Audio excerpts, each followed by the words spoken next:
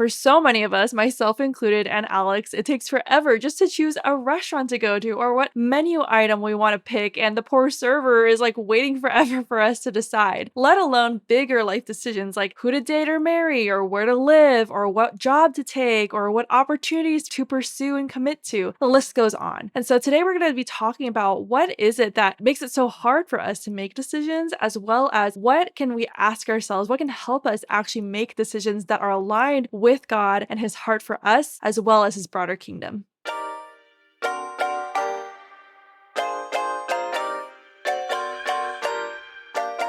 Welcome back to the podcast. Yes. Today we have an exciting episode that we think will really resonate with viewers and listeners, and that is how to make decisions when there are so many options today, such as what job do I take? Where do I live? Where do I move? Who do I date? What do I eat? What restaurants are out there? And so on and so forth. So we just live in a world where there's so many decisions to make. Small ones like what to eat, and big ones like what job to take, what company to work for. And we often get caught in this decision paralysis. And I know I definitely do. Analysis paralysis, decision paralysis. And with that, there just comes a lot of unnecessary anxiety, stress, feeling overwhelmed, burnt out. But I think the enemy really distracts us from who we are supposed to be and what we're supposed to do. Yes. And if you can't tell, we both have definitely experienced this a lot ourselves. Only children syndrome. That's how we are so familiar with this struggle, because we have so many decisions that we struggle with, and it's only through our own journeys that we've been able to really experience and learn and just have God really help us to grow in this area. And we just want to share some of the stuff that we've learned ourselves. This is not us saying we are perfect and can make decisions perfectly, but we've kind of learned over the years, of some things that have been helpful for us to consider when we look back and see, I'm so glad that I considered that and I didn't do this and I didn't rush into things. I think that's the most dangerous part of, like, especially the higher the stakes the decisions are. Like, if you just rush into things without really considering it from different angles, it can lead to, regret, or like, I didn't really think about it and I didn't mean to end up here. It is actually really hard, I think, for a lot of people to know, like, how do I systematically make decisions? And not saying there's a formula, but again, we'll just share some of the frameworks and questions that have been helpful to us. I think also another thing that makes this hard is, at least from my experience, like when it comes to decisions, it's very easy to be influenced by other people's opinions. Like other people saying, like, oh, it's so good that you're doing that. And like all this quote unquote good things out there, like all these options that you could do. And it's increasing these days with more and more options we have. Yeah, I feel like because you can get input and wisdom from so many people, and wisdom is not bad. God wants us to be wise in our decisions and our moves. But there's just so many information out there too on the internet. If you go through YouTube, the algorithm is really good at just biasing your decision making too. Yeah, it can take like hours to find like a restaurant that people want to go to, let alone like which job do you take, who do you marry or date, all that stuff. So going back to what I was saying about like the good stuff. So there's increasing options nowadays, right? For things that we can do, that we can choose from. And a lot of it does look good from the outside. And I think what gets muddy and messy is when so many other people outside of just us are saying like, that's really good. Like you should do that. You should do that. But what we want to really clarify and talk about here today is not everything that is good is a should. Not everything that looks helpful or beneficial or is wise by human standards is actually what you should do according to what God is leading you to do. And, personally for me, I think people pleasing, especially if anyone who's listening or watching, like that is something that so many of us have a hard time recognizing in ourselves, like if you do have people pleasing tendencies. But I think the more I've worked on myself, the more I realized how deeply rooted that has been for myself about like, oh, these decisions that I've been making or the way I feel pulled to do something, is that actually me or is it really actually just to please other people so that I feel safe around those people, if that makes sense. So a verse in Galatians 1:10 that I feel like really speaks to this is, am I now trying to win the approval of human beings or of God? Or am I trying to please people? If I were still trying to please people, I would not be a servant of Christ. And I feel like that's just really convicting because it's like, yeah, are you trying to please people or God? Because you can't do both, or, you can't serve two masters. So at the end of the day, you really have to put God as your North Star, as your pointer, and have a way to filter out, like, is this me? Is this other people? Is this God? And so that's kind of what we're going to be talking about today. I can speak for myself that making decisions is really hard. I've learned things the hard way, the painful way. But as only children, we, at least I, have the pressure to do what is the right thing and fulfill high expectations from parents. And so that was always ingrained in me growing up. Like, you have to pick the right college, the right job. And it was almost like, uh, it's fortunately and unfortunately, I grew up in a very safe bubble, locationally, and also my parents created a bubble where it was they didn't really put me in an environment where I was able to take as much risk or try new things or be experimental. It was pretty much a linear path. Yeah. And Um, I think subconsciously too, as not just only children, but anybody, but I'm thinking especially, I yeah. think oldest children, like if you're the oldest sibling in your family, you feel this extra pressure and responsibility because you feel like you're the one paving the way. And if you're the only child, you're like, my parents literally have no other kids to fall back on. I am their plan A and B. So if I mess up and culturally speaking, if you have a pressure to do things that please your parents, that make them happy, then you feel this added subconscious pressure of like, I gotta get it right. Otherwise I'll fail my family. I'll disgrace my family in that way. So Yeah, that's especially prevalent for Asian cultures where honor is such a huge deal, and you unfortunately have a lot of pressure and a lot of weight to carry on the family name.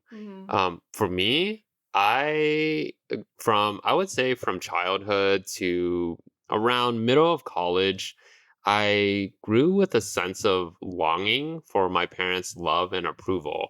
And I knew that they loved me, but they didn't exactly quite show the love that I wanted them to, which was words of affirmation like, I love you, I'm proud of you. And for those of you who do have Asian parents, you probably know that it's pretty rare to hear that. I probably have heard that, I don't know, like 5 times in my life. And those times have been very impactful. But I didn't hear it a lot.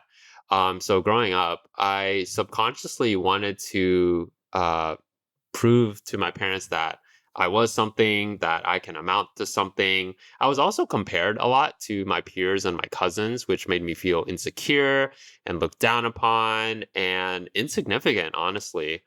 But I would usually do things to please my parents to earn their approval, such as, for example, in college, I went down the med school route, tried that a little bit, and then that I found out I didn't really like biology, and I tried engineering, and then I found out that I don't really love math that much, even though I'm pretty good at it. I'm not like geeking over it.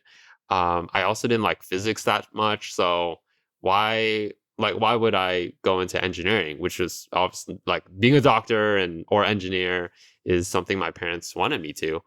But then later, after post college and into adulthood, I slowly but surely found more freedom in Jesus, and I was able to heal some of those wounds that I had from my parents.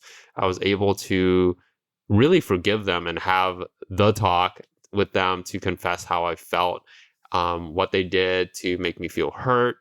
and insignificant. And honestly, they surprisingly said that they love me regardless, and they just wanted me to be okay.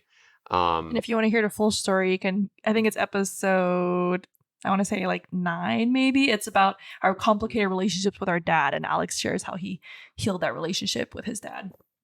yeah, check it. Yeah, well, that unpacks a lot of things. Yeah. But after being able to forgive my parents, right now I've been able to make decisions more freely that are aligned with the Bible and also my values and many other things as well. So I get to choose my career, I get to choose who I marry, I get to choose where I live, etc. So I feel a lot more free from kind of the invisible cage that my Mm. parents put me in.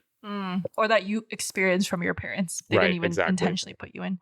Yeah, I feel like for me, it's different. I like definitely felt this invisible cage, but in a different way. So I think for me, a lot of it, I mean, we were talking about this morning, how during my quiet time with God, he was like revealing to me so many things about my childhood that I had totally forgotten about. I had like buried these memories. And anyway, we were processing it out loud, and I realized, oh my gosh, like so much of my fear of like what other people think of me is based on these like repressed memories I had as a kid when certain things happened. I won't go into all the details, but like it just made me realize even more so that so many of my decisions, my natural tendency is to try to make these decisions based on what other people would think of me, depending on what I chose, right? So, like even as a kid, I like when you're a kid, you have no idea, you have no awareness of all of any of this stuff. So, I was reflecting on how in middle school and high school and up until even in college,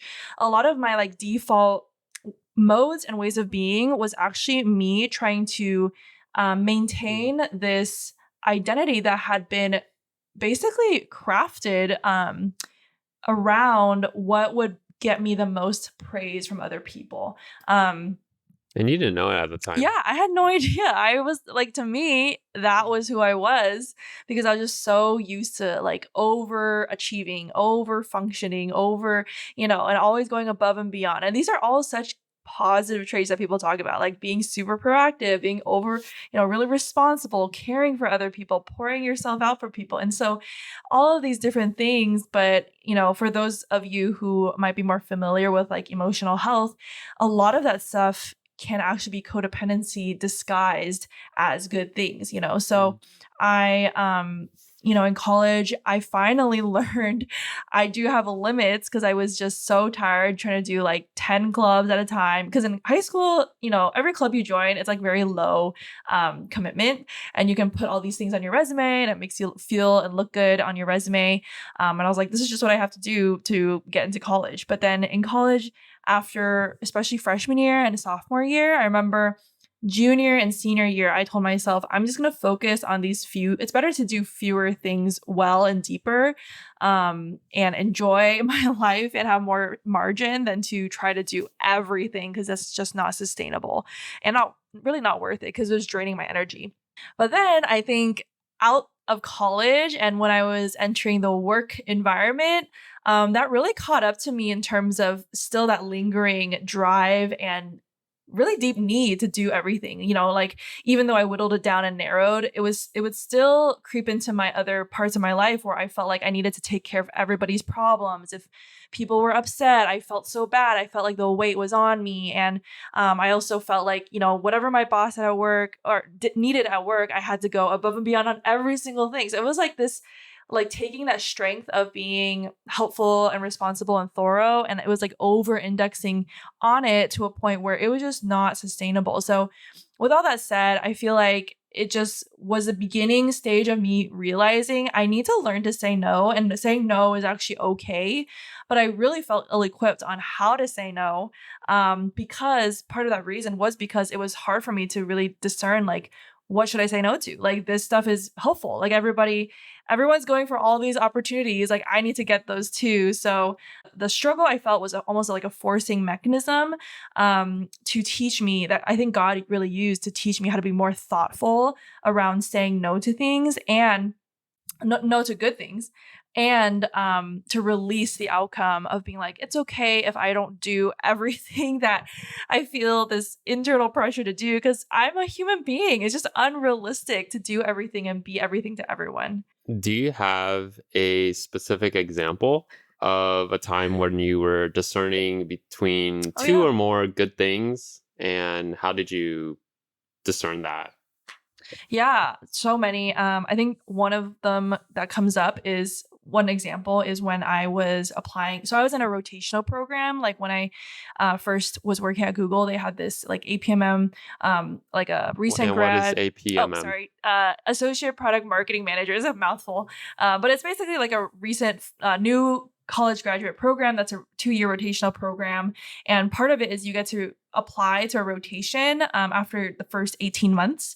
And so that was a really big deal, because so many people were giving me opinions, or we're having those like hallway talks in the cohort, like everyone is like asking each other, where are you applying to, what are you thinking, what are you interested, because everyone's kind of like eyeing each other. It's kind of like college almost. Yeah, Like, are you going to go to like, Stanford, Harvard? right, like kind of competitive, but then also they're also trying to figure out what's where would they have the highest likelihood of getting into, depending on what everyone else is applying to. And so I heard a lot of people talking about how they were applying to like places like Singapore or like New York, or just like these very more like fast-paced environments, because that was like what they felt was wise. And they're like career accelerators Right. almost. Yeah. They were like, well, if you want to climb the ladder, if you want to like grow in your career, like, you want to go where the products are growing, and like, where do you see the most growth in terms of the market and the products? Like, a lot of it was products that were being built in APAC, like in Singapore and also in New York,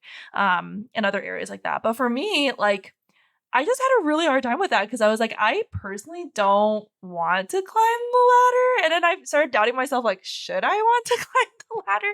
And I was like, I just want to go wherever God wants me to go. And I don't really care about like the fast paced growth stuff. Like, that honestly sounds kind of stressful to me. And I don't know if I want that kind of stressful environment. But I was like, but maybe I'm chickening out, and I just had all this like back and forth, like doubting myself. But what really helped was when multiple people I had talked to who had already rotated or were like, ahead in terms of their career, were like, Grace, just apply where you think you want to apply, because your life is different from everyone else's. So Mm. don't feel pressured that you need to want what other people want. You got to stay true to what you want. But then that was scary, because I was like, what do I want? Because I'm not used to thinking about what I actually want. Or I just, again, going back to, Because of your parents and mhm. upbringing. Yeah. Like easily doubting myself. I think, to add on to the parent thing, like, my parents, they loved me very much, but they were almost like too, many times like helicopter parents. They would like try to do everything for me. A little protective. Yeah. So, for example, when I would say, oh, I want to do this, and then my dad would automatically be like shooting it down, like, no, that's bad. Like, do this instead. So I think both of us had that experience growing up. So as you grow older, you kind of have this debilitating, like, well, I can't trust myself. Like, I don't know how to make decisions, because my parents always validated or invalidated.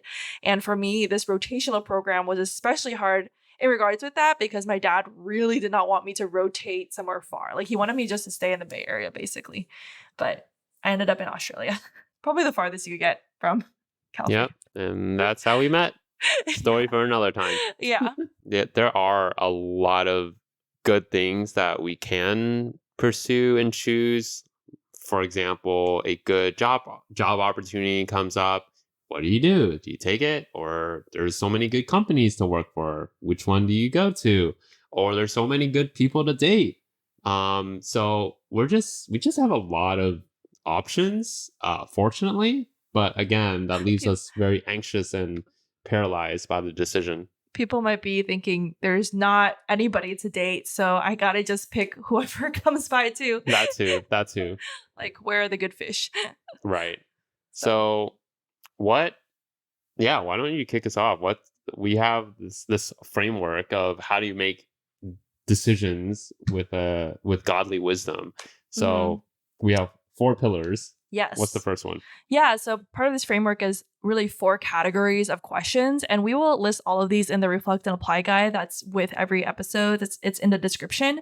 But number one is your reason. So this we talk about this a lot actually on this podcast. It's like not really so much about what you're doing, but much more about why you're doing it. Like God cares about your heart. And so doing the right thing with the wrong reason still makes it the wrong thing. For example, in 1 Samuel 16:7, when it's talking about, how the Lord chose and appointed David, who is the youngest of all his brothers, who is the one who is overlooked. He's just a shepherd boy. The Lord actually anointed him or chose him to be king, despite, everything. It says, "But the Lord said to Samuel, 'Do not consider his appearance or his height, for I have rejected him.' The Lord does not look at the things people look at. People look at the outward appearance, but the Lord looks at the heart." And so, yeah, God really, at the end of the day, God is looking at your heart and he wants your heart to be in a right place with him. It's not so much, you can do all the right things, like all the religious, activities or behaviors on the exterior, but internally, if you are not pursuing God and having, in the Bible it says, "Create in me a pure heart." And it's all about having that heart that's aligned with God so that whatever you do is just an outflow of that, not you trying to like perform to have like be a quote unquote good, perfect Christian on the outside. The reason why God does this is because he loves you and cares for you. And he also wants to do things for your good and for his glory, for his kingdom purposes, not just to, he's a good father who wants good gifts for you, but his purposes is so much bigger and so much more than just your soul, like only happiness, if that makes sense.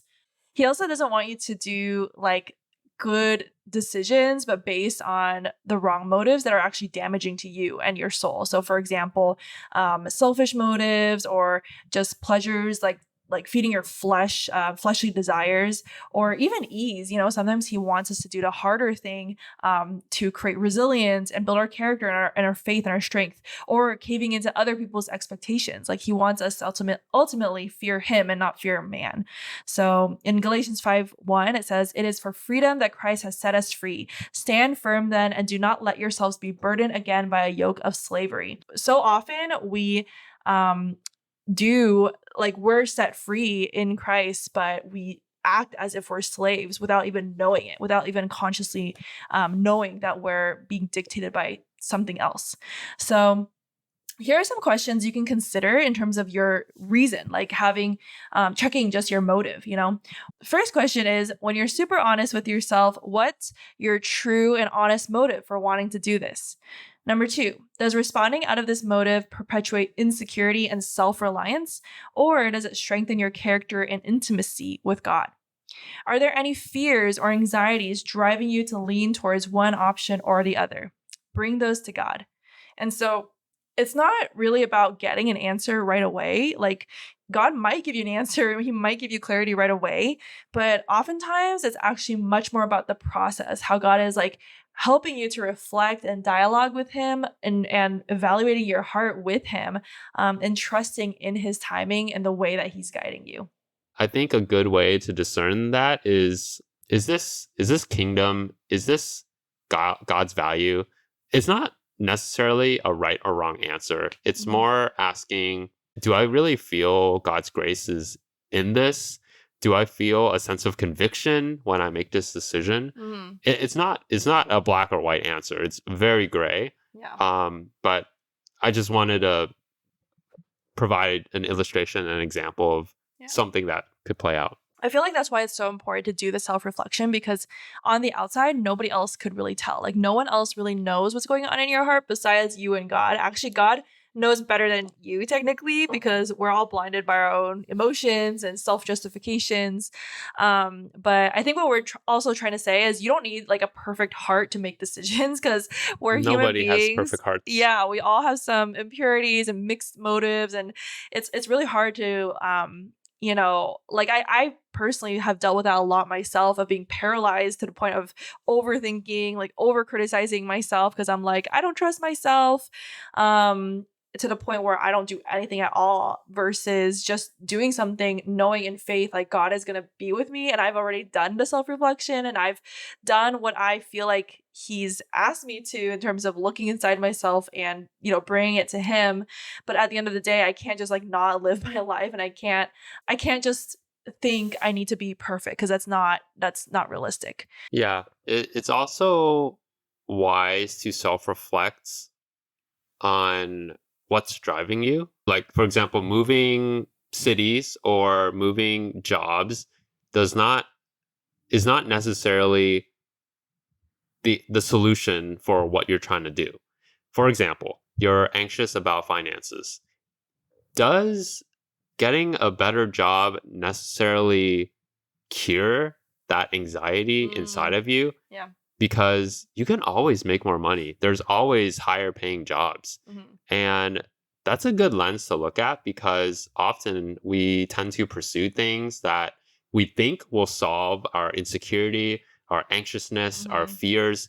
But if you look at your like past track record, why did you do it? Were you anxious? Were you driven by fear? There's a myriad of reasons that we make the decisions that we do, but Yeah. I just want to caution people to not make decisions that's driven out of Fear. fear. Definitely fear, because God says, "Fear not," and He's repeated that so many times in the Bible. But it's important not to confuse the thing, the solution, the whatever decision it is, with curing whatever's internally Right. in your heart. Right. Yeah, at the same time, though, sometimes God is telling you to make a move or do a change that maybe on the flip side, you're like, I don't want to look bad. Because this has happened to me before where I'm like, well, technically, I know I can't do things that will cure anything inside. But now on the flip side, I don't want to do that thing because I'm afraid of what other people will say about me. So it's like, it's really hard because I think at the end of the day, it's between you and God, and whatever God is telling you is what you should follow. And that's why it's so important to do this internal self reflection with God. Otherwise, you're kind of just like going with human logic or your fears or what other people are saying. And yeah, also ultimately, He wants a relationship. He wants you to be connected with Him in order for you to have His discernment and wisdom. The number two filter is your season. Consider your season. So, doing the right thing at the wrong time also makes it the wrong thing. Ecclesiastes 3 1 to 8 says, "To everything there is a season, and a time for every matter under heaven, a time to be born and a time to die, a time to plant and a time to pluck up what is planted, a time to kill and a time to heal, a time to break down and a time to build up, a time to weep and a time to laugh." And the list goes on and on. So, a few things to consider. What is your life stage? And this could be really anything that you define. Is your current life stage being single? Is it married? Do you have kids? Did you are you going through grief? Even that's a life stage as well. Transitions. Transition. Did you just move to a new place? So all that, consider what life stage are you in. Second question to consider is, what are your current priorities? And I feel like this one's a little hard to define for a lot of people because Mhm. we tend to make everything a priority. But this is great. This is a great opportunity for self reflection. and Like, and it depends, the priorities depend on your life stage. That's why when you can identify your life stage, you can better define your priorities. Because for example, if you just got married, now your marriage should be a priority versus when you were single, you didn't really have to prioritize like your relationship with someone else, right? Or mhm. if you just had a baby, like your baby is now a priority versus before you had a baby, you probably prioritize like other things or work or whatever. Yeah, yeah. And I feel like we should really come to God and literally ask Him, Mhm. God, what do you want me to prioritize in this season, in this life stage? Because I feel like by default, I mean, in our circles, I often hear my priority is work. Mm, And yeah, that's like very uniform across the right. people that we talk And it's to. because we see other people prioritizing work, so we think we should too. Yeah. And then it's also asking a little layer deeper. Why are you prioritizing work or whatever you're prioritizing? Mm-hmm. Um, Yeah. and usually it's to build a solid foundation for my career. Okay, what's a Mm. solid foundation? So just ask deeper layers of question. It's kind of like, It- ironically, it's kind of like at work how you tell your boss, "Hey, this is my list of priorities. What do you think?" Like checking with your mm, boss, like, are yeah. these the right priorities given the goals that we have? And it's like, how come we don't do that with God? Like, how come we just assume we should just do all these things? Just like you're saying, God is asking us to bring our list of priorities that we currently have and identify the list of priorities we have with God and then ask him, like, what do you think? What should my priorities be? And a good filter for your priorities is this thing that I'm considering helping me love God more? Is it helping me love others more? Mhm. Is it helping further the good news to the world? Um, is it shaping my character? That's also a good filter that you can use to assess your priorities. Yep. Once you identify your priorities, you can ask, would this add to or detract from your priorities? Mhm. And then last question is this truly urgent or could it wait for later? Yeah, there's been plenty of things we've shared it on this podcast before where, there have been good opportunities and we're like, oh, that'd be cool to pursue, but then it just doesn't feel like it's the right time for right now. So let's just table it for later. And, that's given again, just looking at everything else we have going on that, are these things what God wants us to do? Or am I just trying to do all these things because I feel like I should to keep up with other people or to please them or whatever? The third category is your intuition. So, um, what we were saying before is doing the right thing at the wrong time or the right thing at the wrong motive can also be the wrong thing. Well, in terms of your intuition, doing the thing that is right for others doesn't mean that it's right for you. Ooh, what does that mean? So, good question. So basically, oftentimes it's so easy for us, especially the more indecisive you are, like us, to rely on what other people say. Like so much advice out there about what they do, what they believe, but every person's different. Every person's personality, wiring, and background, but also their unique calling is different. And so, like for example, God told Abraham to leave everything and go out into the unknown, but then he told his descendants, like I think it was his son or someone in his family line, to stay where you are and don't move. And so every person's calling and unique assignment from God is different. Every person and situation is different. And so we really have to trust at the end of the day God's wisdom, which is part of the intuition he gives us. It's integrated within that. The Mm, more we're connected with him, because um, we have the mind of Christ. exactly. Yeah, we have God's spirit in us, and the Holy Spirit is our helper, our counselor, our guide, and we have to trust that above human wisdom. Proverbs 14:12 says, "There is a way that seems right to a man, but its end is the way to death." And that's kind of crazy when you think about it, but it's also correct in terms of, a lot of things that humans think that's fine, that's wise, it often can lead to things that are not good, that are, either physically or spiritually destructive. And so God gave us all our minds and our intuitions for a reason. And he actually often does speak through that. Sometimes we think it's just like a random thought or like our conscience, but it's oftentimes what we feel like in terms of that inner tug or that inner voice. It's also God just whispering to us, just inspiring our thoughts. So here are two questions to consider in terms of your intuition. So, number one is, in this moment, what is your gut really telling you about this decision? Like, I'm using the word gut because I think oftentimes it's very daunting to be like, what is God saying? But just when you really like are honest with yourself, what Don't is your gut? overthink it. Yeah, like what at the gut level, like do you feel intuitively about the situation. And I have personally learned a lot about trusting my intuition in this way, because I've dodged a lot of bullets in terms of, oh, well, everyone else says to do this one thing. But then I look back and I'm like, I'm so glad I didn't do that thing, because it would have ended up really, really bad. Number two is, if this, whatever decision you're making, if this thing fails, would you blame others for pressuring you, or own the consequences yourself? And so this question's really about, like, sometimes we're like, oh, well, that person did this formula. How come that formula didn't work for me? It must have been their fault. Not everything that works for other people will work for you. So it's misguided to assume that just because it didn't work out for you, it's because, like, of their fault or whatever. So it's so much better for us to just own our own decisions. And in order to own that, I think what helps is just honestly evaluating and being like, this is my decision. This is not what I feel other people are forcing or pressuring me, imposing onto me. Well, the fourth one is, I think, really important, but really lacks in today's culture. Mm-hmm. And it's about vision. Do you have a vision? At the end of the day, what you do needs to align with your unique vision.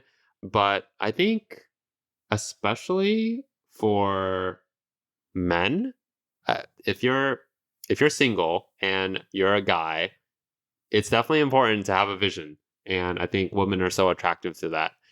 But that aside, if God made you to be a hand or a foot, why are you trying to be a head? Not everyone's made to be a head. Mm-hmm. Not everyone is supposed to be an entrepreneur.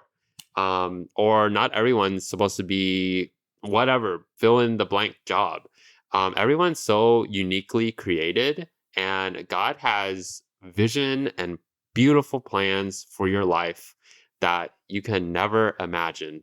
And Ephesians 2:10 says, "For we are God's handiwork, created in Christ Jesus to do good works, which God prepared in advance for us to do." We are God's handiwork. So I envision like a beautiful masterpiece that God created. You're beautiful just the way you are. If you look at a painting, all the colors, all the shades of black, every single detail, that's you. God did not make a mistake on you. God did not make a mistake on the gifts, your personality, where you were born, who your parents were. That all makes you.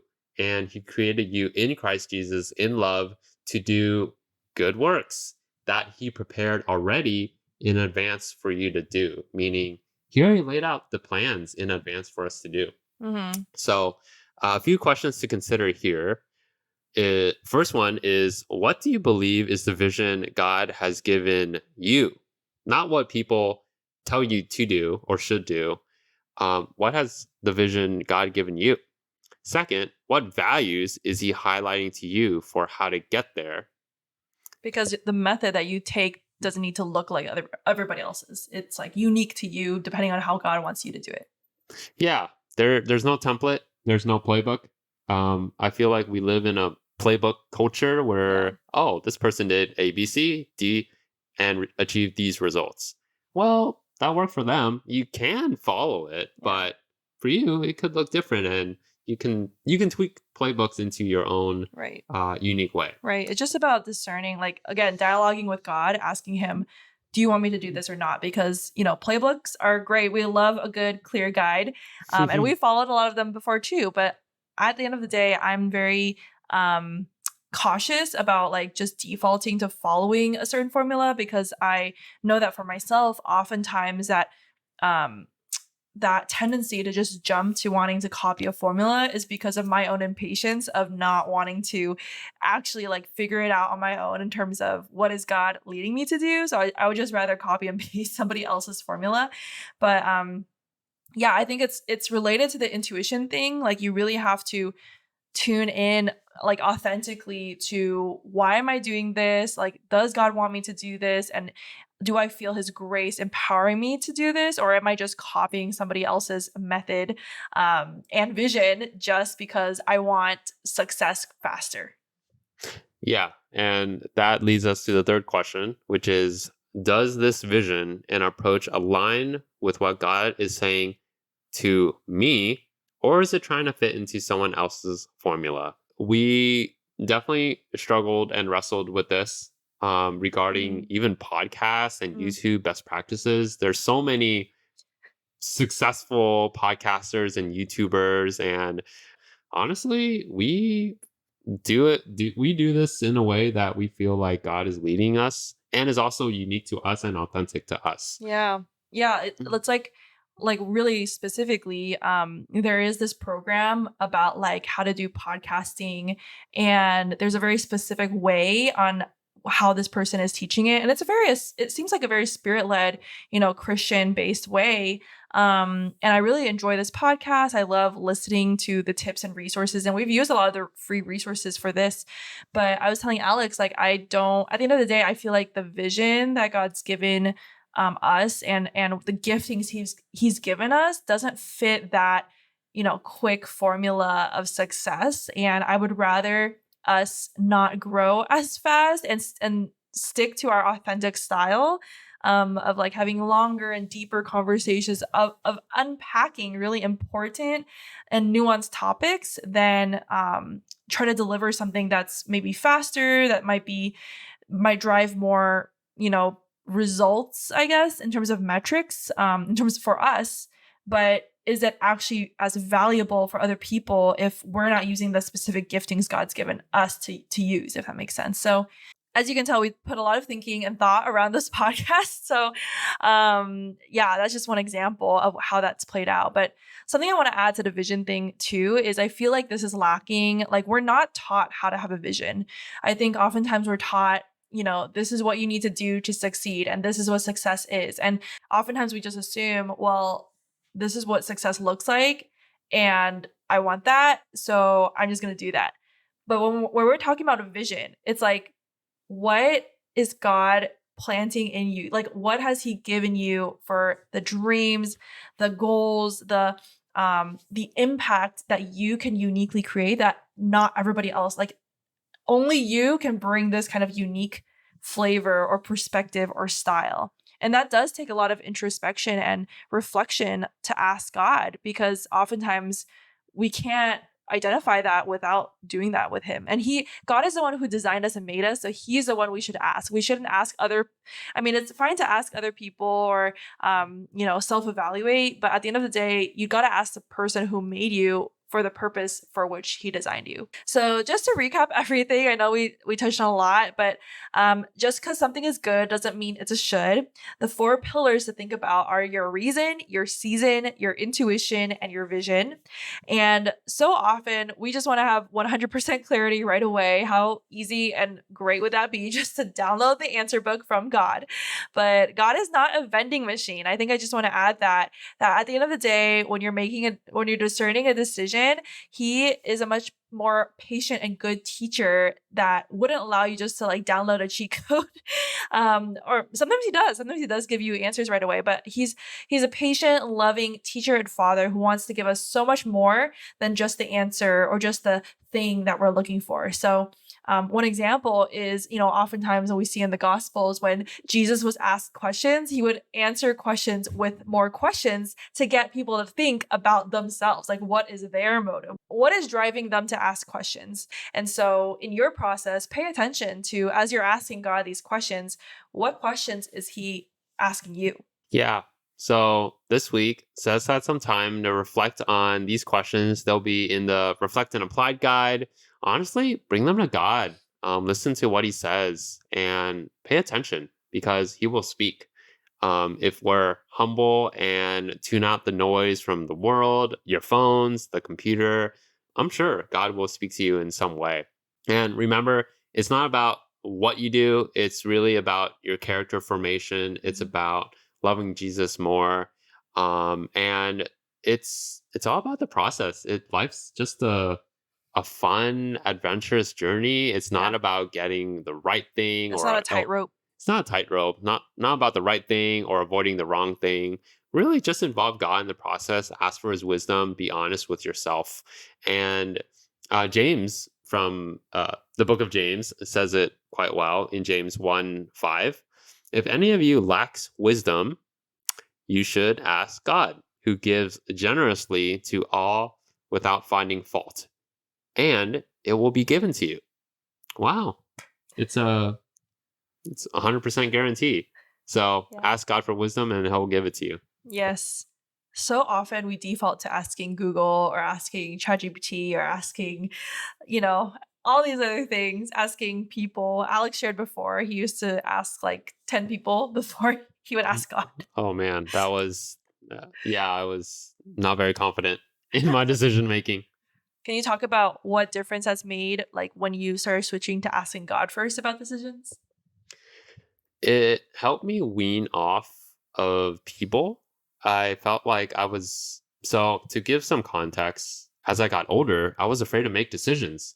And I was always questioning myself, like, okay, my parents aren't really in the picture. I don't live with them. And I had to make my own decisions. Like, should I do this? Should I choose path A or should I choose path B? Which one's the right one? And you'd rather other people tell you. Yeah, like, oh, and then because I would ask my parents for answers, I would default to asking my friends and mentors answers. And everyone has a different opinion. Everyone has a different opinion. And the more data I collect, the more confused I am. So Yeah. honestly, it just wasn't good. So my life coach at the time, and she still is, she said, I want you to, the next time that you have any sort of decision, don't ask people, just ask God and trust that he'll speak to you and do what he says. And that initial practice has gone a long way. I don't really depend on people. I do ask for the wisdom, but honestly, I feel a bit stronger in my decision making process than like 5 years ago, where I was so dependent on people. Yeah. Um, Same. yeah. I feel like it's also a dance of like that. It is a tension because you want both. You don't want to just make decisions in isolation, especially big life decisions. You want godly people's input and wise counsel who know you and who you can trust and are not, trying to manipulate you in for their own agenda. At the same time, you don't want to just rely on people. You need God's divine wisdom. And for sure, I've had many moments in my life where I also like was so paralyzed because I was like, but this person says this and that person says this, and I'm so confused. And I'm just so glad that God has been teaching both of us how to be more confident in making decisions. And part of that, I just want to end with this, is just knowing God's grace is truly enough. Like when we think about the real reason why we're afraid to make decisions, oftentimes it's because we are afraid of getting it wrong, and we're afraid that's going to cause us to be destroyed or fail or, lose everything we have or something. And so really drill down, like at the end of the day, what are you most afraid of? Like what is the worst case scenario that could go wrong? And really bring it to God and ask God to reveal to you, like, where in this am I not trusting you? Like maybe I'm just not trusting in your provision. Maybe I'm not trusting that you are a good God. Maybe I say I believe in you, but I don't really believe you're looking out for me. You're more looking out for other people. And so, yeah, I think for me, a big thing that's helped has been remembering, his grace is sufficient for me. That means his grace will catch me wherever I fall. So even if I fall, it's going to be redeemable. He's going to take care of me. And when I look back, so many things where I've been indecisive about, he's always been there and he's made it so much better than I could have ever imagined. Just know that God is a God of redemption, and he will not do anything that is like not aligned with his perfect overall picture for not just your comfort. Again, it's for his whole global kingdom purposes. Like certain things will happen where we feel disappointed that it doesn't go our way, but he knows that's what is the best for us or for others who are all interconnected in the plan. We would love to know like what you thought about this episode, this conversation. What helps you to make decisions when it comes to big life decisions or even small decisions? And we would love to hear that and continue the conversation in the comments on YouTube. And also, you can always reach out for help one-on-one one-on-one. Alex has coaching sessions one-on-one. I'm also doing some consulting as well. So you can feel free to visit our website in the link below in the description. And we would love to work with you and just parse through your own personal struggles when it comes to making decisions, or, you're trying to discern, should I do this or that? And we would love to just process that in a safe space with spirit-led guidance as well. And lastly, if this helped you and blessed you, which we hope it did, share it with a friend, share it with someone in your life, because you never know how it can really impact someone and change how they also make decisions or feel the freedom to make mistakes and know that God will catch them if they fall. Thanks so much for joining us for this episode. We really, really hope that it spoke to you and resonated with you. And it can get really hard, especially when we are all up in our heads overthinking. And so I don't know, whoever needed to hear that, in terms of if you have been just feeling stuck and you are kind of like paralyzed because you don't want to go forward without like a blaring sign from God. But sometimes God also just wants us to step out in faith, not knowing if it's going to work out, quote unquote, in our heads, but knowing that it's going to work out in terms of what God knows is the best.